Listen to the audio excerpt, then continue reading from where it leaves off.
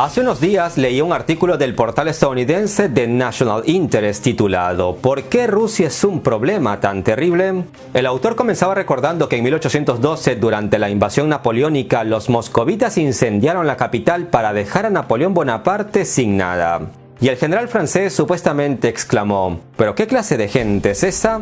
El autor del artículo parece criticar este accionar de los rusos y hasta da la impresión que a su criterio, los rusos debieron rendirse ante Napoleón y dejarlo que él los conquistara.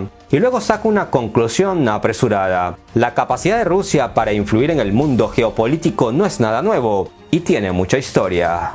Luego, el autor hace un repaso rápido de la Guerra Fría y recuerda que fue el colapso de la Unión Soviética bajo la presión de sus contradicciones internas lo que puso fin a la Guerra Fría y terminó con una victoria triunfal para Occidente, como dice él. Pero al mismo tiempo subraya que fue la incapacidad de Occidente lo que hizo que Rusia, aplastada a su propia imagen y semejanza en el sentido económico y político en los años 90, lo que la llevó a resurgir en la arena internacional con Vladimir Putin a la cabeza. Eso es precisamente lo que duele en Occidente, que Rusia haya resurgido de entre las cenizas. Nadie se esperaba que Rusia, empobrecida y endeudada tras la caída de la Unión Soviética, se haya levantado y les vuelva a hablar de tú a tú a los que siempre la consideraron su adversaria. El problema para Estados Unidos es que Rusia no se subyuga como los demás aliados de Estados Unidos lo hacen, toda Europa incluida. Por eso consideran a Rusia como una piedra en el zapato, ya que es capaz de sacar todos los trapos sucios occidentales a la luz, del mismo modo que Occidente ha sido capaz de sacar todos los trapos sucios soviéticos y rusos. Nadie puede negar que Rusia está estrechamente vinculada con todos los principales actores geopolíticos del mundo. Rusia es importante para Alemania, que es el país más poderoso de la Unión Europea. Los alemanes quieren completar la construcción del gasoducto Nord Stream 2, como lo hablábamos en el video anterior, porque es de gran importancia para la economía alemana. En teoría, los alemanes pueden recibir gas natural a través de otros gasoductos, pagando tránsito a terceros países. También puede comprar gas Estados Unidos, pero los alemanes prefieren el gas ruso suministrado por el Nord Stream 2, porque por un lado es más barato y por otro no dependerán de terceros. Sin contar el hecho de que este gasoducto estabiliza las relaciones políticas de Alemania con Rusia. Y eso es justamente lo que duele en el corazón de Washington. Estados Unidos, con Biden a la cabeza, se está engañando a sí mismo al creer que Rusia es una potencia que se debilita y que no necesita negociar con ella como lo están haciendo los alemanes. Hay suficiente verdad en esta hipótesis estadounidense como para creerla, pero tras un examen detenido resulta ser errónea. El poder de Rusia a estas alturas es algo que no se puede no reconocer.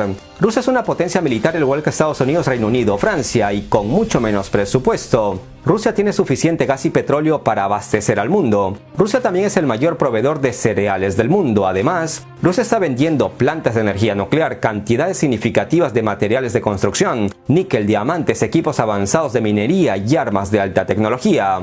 Por supuesto que todo ello no es comparable con todo lo que Estados Unidos produce. Por ello Estados Unidos es la primera potencia mundial. Pero con ese poquito a Rusia le basta y le sobra para decirle al mundo «Hey, aquí estamos, no pueden seguir ignorándonos». Occidente, con Estados Unidos a la cabeza, debe entender que no puede sentarse a esperar que Rusia colapse como colapsó la Unión Soviética, o que Rusia se subyugue a los mandatos de Estados Unidos. No, eso es imposible, al menos en un futuro próximo.